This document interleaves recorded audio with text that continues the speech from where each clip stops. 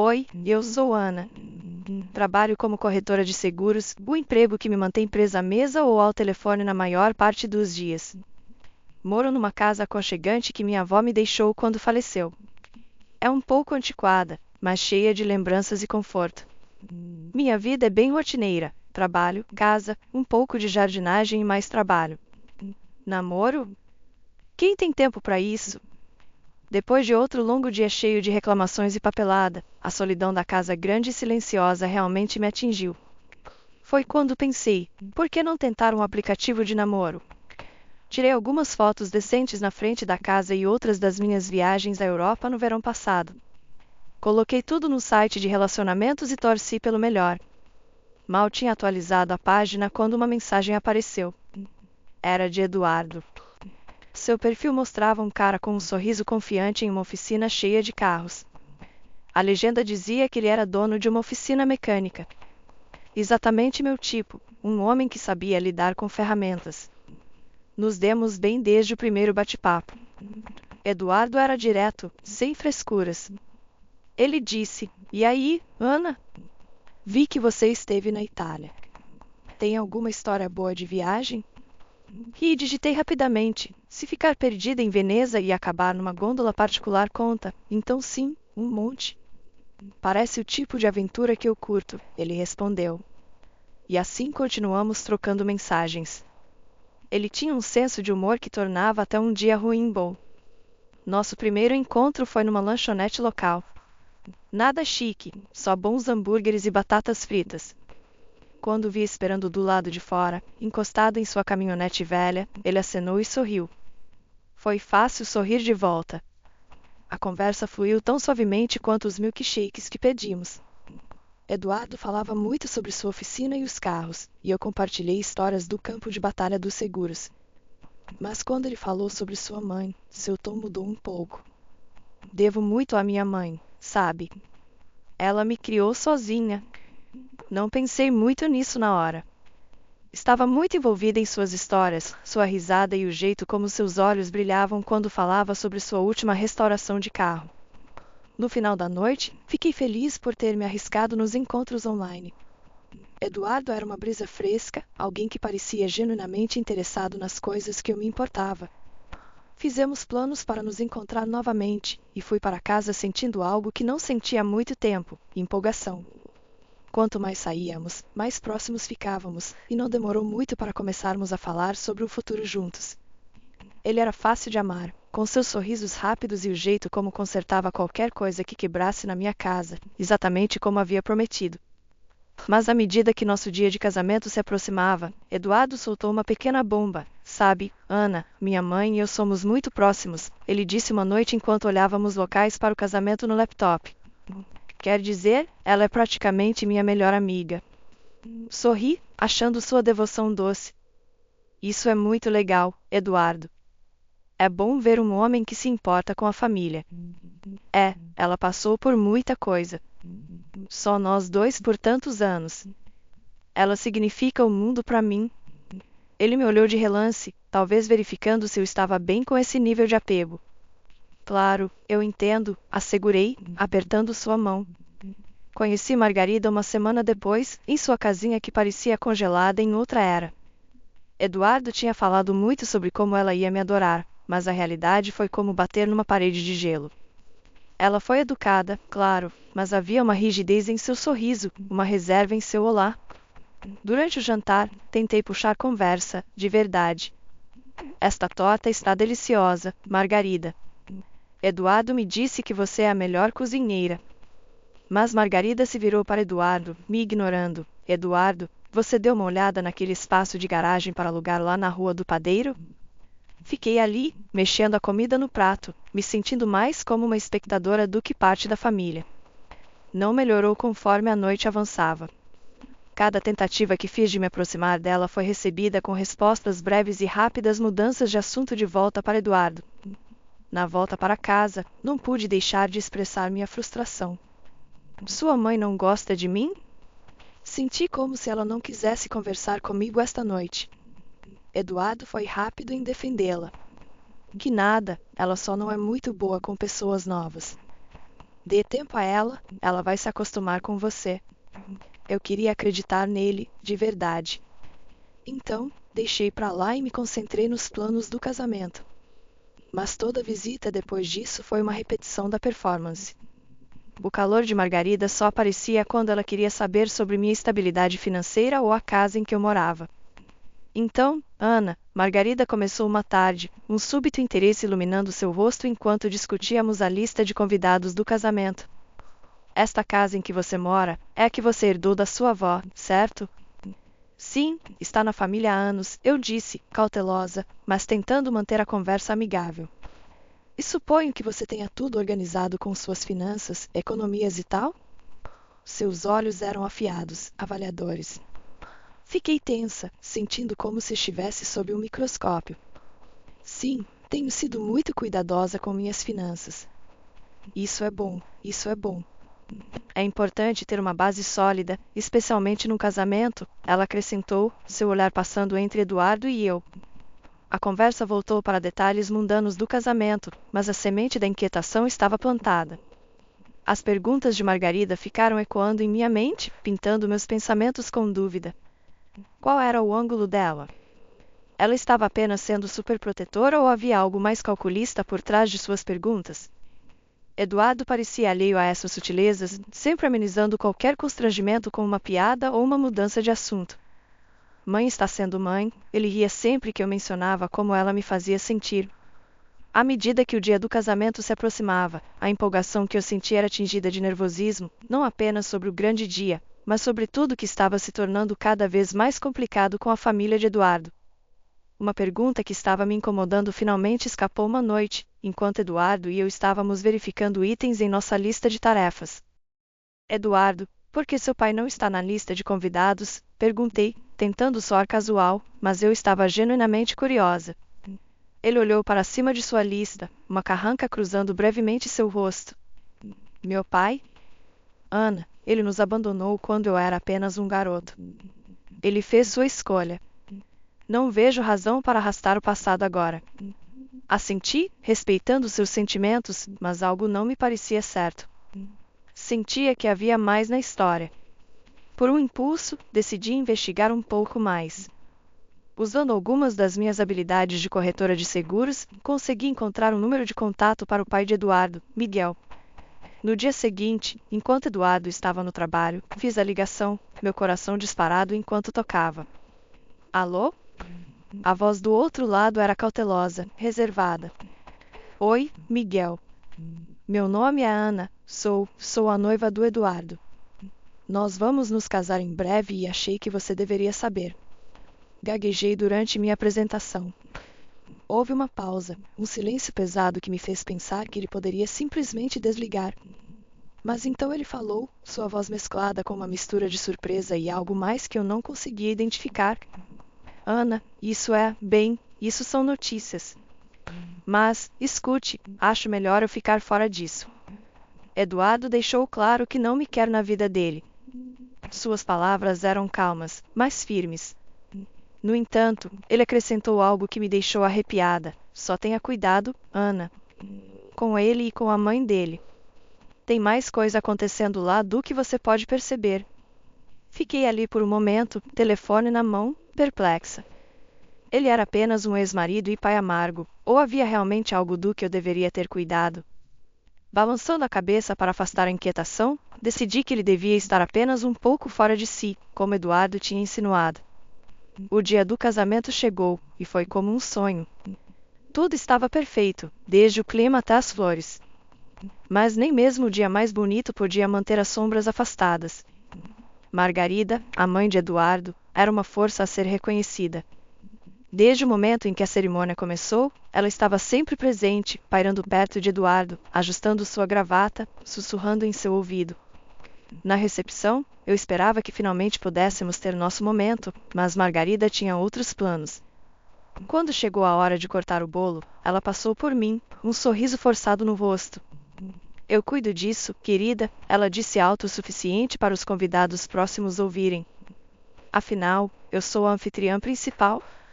Fiquei atônita enquanto a via pegar a faca e começar a cortar o bolo, sua outra mão possessivamente no ombro de Eduardo. Os convidados aplaudiram, mas os aplausos soaram ocos. Eu me sentia mais como uma convidada em meu próprio casamento do que a noiva. Durante toda a noite, Margarida fez questão de se posicionar de forma proeminente em todas as fotos, sempre se inserindo entre Eduardo e eu. Seu riso era forçado, sua alegria aparentemente mais sobre sua vitória e manutenção do controle do que sobre nossa felicidade. Eduardo e eu nos estabelecemos na casa da minha avó. Tudo estava indo bem, ou assim eu pensava, até que a dinâmica mudou dramaticamente com as intrusões regulares de Margarida. Todo fim de semana, íamos jantar na casa de Margarida, e era como pisar em um campo minado. Ela era toda sorrisos doces para Eduardo enquanto servia uma porção de comentários maldosos para mim. Ana, experimente o assado. Você pode aprender uma coisinha ou duas sobre cozinhar, ela dizia, sua voz pingando um sarcasmo que me dava arrepios. Eduardo apenas ria, alheio ou talvez apenas não querendo perceber as farpas. Mãe tem razão, ninguém cozinha como ela, ele ria, completamente perdendo a atenção.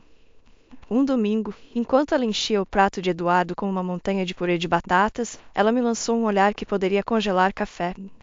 Querido, certifique-se de que Ana preste atenção. Ela pode finalmente acertar. Eduardo gargalhou, não vendo a mágoa em meus olhos. Essa foi boa, mãe. 3 meses após nosso casamento, cheguei em casa do trabalho e encontrei Margarida na minha porta, suas malas empilhadas ao lado dela como uma parede de fortaleza. Ana, querida, não estou me sentindo bem e simplesmente não é seguro para mim ficar sozinha agora. Espero que você não se importe se eu ficar aqui por um tempo. Antes que eu pudesse processar o pedido, Eduardo veio correndo, envolvendo-a em seus braços. Claro, mãe, você é sempre bem-vinda aqui. Assim, de repente, ela se mudou. Era como se eu não tivesse voz em minha própria casa. Margarida tomou conta da casa com mão de ferro e luva de veludo para Eduardo. Ela não fazia nada pela casa, alegando que sua saúde era muito frágil, deixando-me para pegar toda a folga. Minha casa rapidamente se tornou mais parecida com uma prisão, e Margarida era carcereira. À noite, a sala de estar se transformava no clube particular deles. Eles assistiam TV juntos enquanto eu era deixada por minha conta, me sentindo mais como um fantasma do que uma esposa em minha própria casa. Os fins de semana eram ainda piores. Eles saíam para fazer compras sem mim, como se eu não existisse. Uma noite, reuni minha coragem no jantar. Enquanto nos sentávamos à mesa, tentei manter minha voz firme. Margarida, você tem alguma ideia de quando pode estar se sentindo melhor para talvez voltar para casa? O silêncio que se seguiu foi mortal. O garfo de Eduardo caiu em seu prato enquanto ele me encarava, seu rosto se contorcendo em raiva. Você está tentando expulsar minha mãe? Ele explodiu, sua voz enchendo a sala com uma fúria fria que eu não tinha visto antes. Não, Eduardo, não é isso que eu quis dizer. Eu só estava perguntando por quê. Mas ele não me deixou terminar. Ele saiu furioso para o quarto, batendo a porta atrás dele. Margarida ficou sentada lá, um sorriso presunçoso brincando em seus lábios, seus olhos brilhando de triunfo. Parece que você meteu os pés pelas mãos, querida, ela provocou, sua voz baixa e ameaçadora. Fiquei ali, atordoada e sozinha, o tilintar dos talheres ecoando minhas mãos trêmulas. O que estava acontecendo? Como minha vida tinha se transformado neste pesadelo? Uma manhã, eu estava pegando minha blusa favorita para o trabalho quando notei que ela parecia estranha. A cor estava desbotada, o tecido áspero e as costuras levemente rasgadas. Intrigada, vasculhei meu guarda-roupa e encontrei mais das minhas roupas em estados semelhantes de ruína. Que estranho, murmurei para mim mesma, examinando um suéter particularmente descolorido. Margarida, que estava sempre zanzando por perto, entrou com um tom doce demais. Oh, querida, isso é minha culpa. Misturei a roupa na semana passada. Devo ter usado o detergente errado. Você sabe como é, essas coisas acontecem. Suas palavras pingavam falsa preocupação, mas o brilho em seus olhos dizia o contrário. Estava claro que isso não foi um acidente. Foi de propósito. E, de fato, nenhuma das roupas de Eduardo mostrava sinais de danos. Quando confrontei Eduardo sobre isso mais tarde naquele dia, sua reação foi, na melhor das hipóteses, indiferente. Você sabe como a mãe é. Ela está ficando mais velha, erros acontecem. Parece que você não está cuidando bem o suficiente das suas coisas, Ana. Suas palavras me feriram, e senti uma fria percepção se instalando. Eu estava sozinha nisso. Conforme os dias se transformavam em semanas, mais das minhas coisas começaram a se deteriorar misteriosamente. Meu batom favorito encontrado esmagado, meus cremes de cuidados com a pele diluídos. As táticas de Margarida ficaram mais ousadas. A tensão era insuportável, e uma noite eu não pude mais conter. Eduardo, isso não pode ser coincidência. Sua mãe está fazendo isso de propósito. Ela está arruinando minhas coisas, exclamei, minha voz tingida de desespero. Ele me olhou, sua expressão ilegível. Então, depois de um momento, ele suspirou. Olha, Ana, talvez você precise de uma pausa de todo esse estresse. Ei, já sei. Tenho um presente para nós. Uma viagem de fim de semana, uma caminhada na montanha. Vai ser bom para você. Meu coração se alegrou com a ideia. Sério? Só nós dois? Isso parece maravilhoso, Eduardo. Seu rosto mudou, desconfortável. Bem, na verdade, eu estava pensando que poderia ser uma ótima chance para você e a mãe acertarem as coisas. Ela está animada com a viagem também. Meu coração afundou.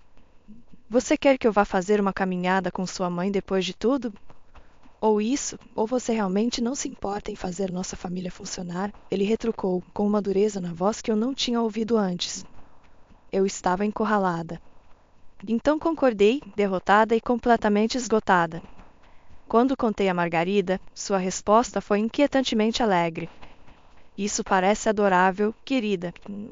Vamos nos divertir muito, ela sorriu, sua satisfação evidente. Naquela noite, enquanto eu arrumava minha mochila, o peso do que estava por vir parecia mais pesado do que qualquer equipamento de montanha.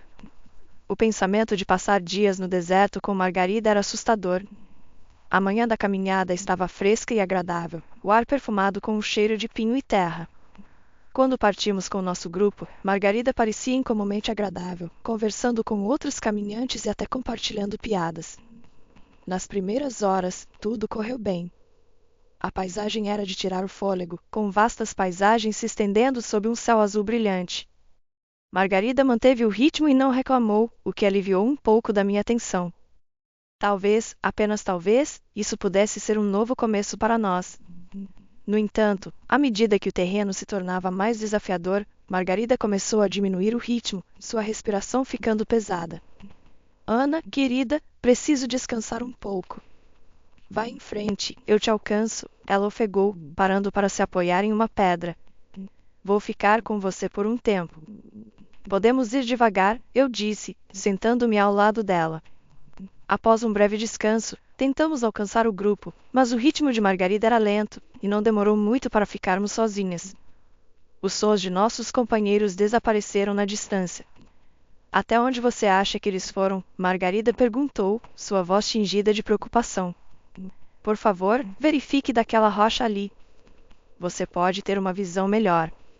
Enquanto eu subia na rocha, focada em localizar nosso grupo, senti um empurrão repentino e forte por trás. Meus pés perderam o apoio e eu caí para frente, o chão vindo rapidamente ao meu encontro enquanto eu perdia a consciência. Quando recuperei os sentidos, a dor me atingiu como uma onda. Meus braços estavam arranhados e machucados, latejando a cada batida do coração. Pior, minha perna estava torcida em um ângulo estranho, a dor aumentando com o menor movimento. O pânico se instalou quando percebi que Margarida tinha sumido, junto com minha mochila que continha meu telefone, água e comida. Margarida, gritei, esperando que ela estivesse por perto, que isso fosse algum erro terrível. Mas não houve resposta, apenas o farfalhar das folhas e o canto distante de um pássaro. À medida que o crepúsculo se aproximava, eu sabia que não podia ficar no chão. O risco de animais selvagens era muito real, gemendo a cada movimento. Consegui me arrastar para uma grande rocha, onde passei uma noite gelada e miserável, tremendo e esperando o amanhecer. Ao primeiro raio de luz, forcei-me a sair da rocha, a dor disparando pela minha perna. Eu tinha que encontrar nossa trilha, tinha que voltar para onde o ônibus nos encontraria. Cada passo era uma agonia, mas o pensamento de ser deixada para trás me impulsionava. Horas se passaram, cada uma um teste da minha vontade. Finalmente, ouvi vozes. Um grupo de caminhantes apareceu como uma miragem através das minhas lágrimas de dor e alívio. Socorro, por favor. Preciso de ajuda, gritei, minha voz rouca. Eles não perderam tempo com mais perguntas. Um deles pediu ajuda pelo rádio, enquanto os outros me deixaram o mais confortável possível. Eventualmente, os serviços de resgate chegaram e fui transportada para um hospital, a dor uma companheira constante. Acordei na brancura estéril do quarto do hospital, o bip das máquinas pontuando o silêncio. Meus ferimentos doíam, mas a dor era amenizada pelo alívio. Eu estava viva, resgatada e longe do frio perigoso da montanha. Lágrimas de felicidade rolaram pelo meu rosto, não apenas pela dor, mas pela pura alegria da sobrevivência. Com dedos trêmulos, alcancei o telefone na mesa de cabeceira. Minha primeira ligação foi para Eduardo. Meu coração batia forte enquanto eu discava o número de memória, ensaiando as palavras em minha mente. Ele precisava saber a verdade sobre sua mãe, sobre o que aconteceu. Eduardo, sou eu, comecei, minha voz tremendo. Preciso te contar algo importante. Sua mãe, ela me empurrou de uma rocha e me deixou lá. Sua resposta veio rápida e furiosa, uma torrente de raiva que eu não havia antecipado. Você está mentindo, ele gritou no telefone. Minha mãe me contou tudo. Ela disse que você a abandonou lá em cima e fingiu seus ferimentos. Como você pode acusá-la de tal coisa? Não estou mentindo, Eduardo. É a verdade. Ela me deixou lá sozinha, minha súplica rachou com emoção. Você está apenas tentando nos separar. Não posso acreditar que você chegaria tão baixo. Sabe de uma coisa? Não quero te ver. Quero o divórcio. Suas palavras eram como punhaladas e, antes que eu pudesse responder, ele desligou. Atordoada, recostei-me nos travesseiros. Suas palavras ecoavam em minha mente, um duro lembrete da teia emaranhada em que eu estava presa. Enquanto eu processava o choque, um pensamento surgiu, os avisos do pai de Eduardo, Miguel. Talvez ele entendesse. Talvez ele pudesse ajudar. Encontrei seu número e disquei com mãos trêmulas. Miguel, é Ana. Preciso falar com você. É urgente, eu disse assim que ele atendeu. Ele estava no hospital dentro de uma hora, sua expressão grave. Sentamos no pequeno espaço apertado do quarto do hospital e eu contei tudo a ele. Miguel ouviu atentamente, sua testa franzida de preocupação. Quando terminei, ele suspirou profundamente. Eu sempre soube que ela era muito apegada a Eduardo, mas isso é outra coisa. Ela uma vez tentou me ferir também. Fez algo com os freios do meu carro. Queria que Eduardo tivesse tudo. Por que você não foi à polícia? Perguntei, minha voz mal passando de um sussurro. Eu não tinha provas. Apenas suspeitas. Nada concreto o suficiente para levar às autoridades, ele explicou, sua voz pesada de arrependimento. Precisamos fazer algo, Miguel. Não podemos deixá-la se safar disso, insisti, a determinação endurecendo em minha voz. Naquela noite, deitada no brilho fraco do quarto do hospital, liguei para minha mãe. Foi preciso alguma persuasão, mas ela concordou em participar do plano que estávamos formando. Mãe, apenas mencione casualmente para Eduardo que estou morrendo. Diga que os ferimentos eram piores do que pensavam, instruí, minha voz lenta. Na manhã seguinte à minha ligação com minha mãe, a porta do quarto do hospital se abriu. Preparei-me enquanto Eduardo e Margarida entravam, seus rostos uma mistura de falsa preocupação e ansiedade mal disfarçada. Fiquei ali deitada, minha respiração superficial, fingindo estar à beira da morte como havíamos planejado. Oh, Ana, você está terrível, disse Margarida, sua voz pingando falsa simpatia, mas seus olhos brilhando com algo parecido com triunfo. Gemi fracamente, mantendo meus olhos semicerrados enquanto Eduardo pairava ao lado da cama, sua expressão conflituosa, mas principalmente impaciente.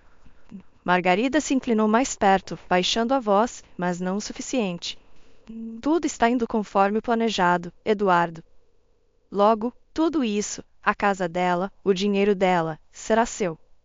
Eduardo olhou nervosamente ao redor antes de beijar sua mãe na bochecha.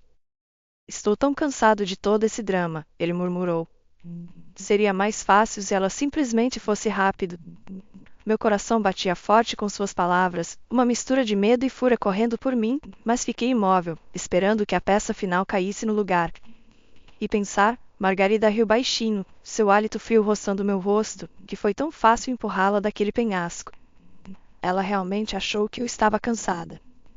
E quando eu disse aos outros que ela tinha voltado em outro ônibus, eles acreditaram. Esse foi o momento que Miguel escolheu para entrar, seu timing perfeito. Pegou tudo, não é? Ele anunciou em voz alta, segurando seu telefone, que havia gravado a conversa deles. A cor se esvaiu dos rostos de Eduardo e Margarida quando perceberam o que havia acontecido. A boca de Eduardo se abriu e fechou, nenhum som saindo, enquanto o choque inicial de Margarida rapidamente se transformou em uma carranca. Ela fez um movimento como se fosse agarrar o telefone, mas Miguel recuou, bloqueando seu caminho. A polícia está a caminho, Miguel afirmou com firmeza. Sentei-me então, jogando fora o disfarce de fraqueza. E aqui está mais alguma coisa para você, eu disse, entregando os papéis do divórcio a Eduardo. Seu choque se transformou em horror enquanto pegava os documentos, suas mãos tremendo. Você vai pagar por tudo. Tudo isso, eu disse, minha voz mais forte do que me sentia. Eduardo se virou para seu pai, desespero em sua voz. Você não pode deixá-los me prenderem, pai. Você não teria mais ninguém. A expressão de Miguel era de total desprezo. Na verdade, eu terei alguém. Ana está grávida, e vou garantir que meu neto e Ana tenham tudo o que precisam. A revelação atingiu a todos como um raio. Eduardo cambaleou como se tivesse sido atingido, seu rosto pálido, enquanto os olhos de Margarida se arregalaram de incredulidade. Antes que mais pudesse ser dito, a polícia chegou. Eles ouviram brevemente a explicação de Miguel, verificaram sua gravação e então algemaram Eduardo e Margarida. Enquanto eram levados embora, a realidade de sua situação finalmente parecia cair sobre eles. Nos meses que se seguiram, o julgamento foi rápido. As evidências eram inegáveis, e tanto Eduardo quanto sua mãe foram condenados a penas significativas. A casa ficou pacífica novamente, com o apoio de Miguel, me preparei para a nova vida que estava prestes a trazer ao mundo. Quando meu filho nasceu, foi com uma sensação de alívio e renovação. Miguel estava lá, radiante enquanto segurava seu neto pela primeira vez. Ele vai ter uma boa vida, ele prometeu, e eu acreditei nele.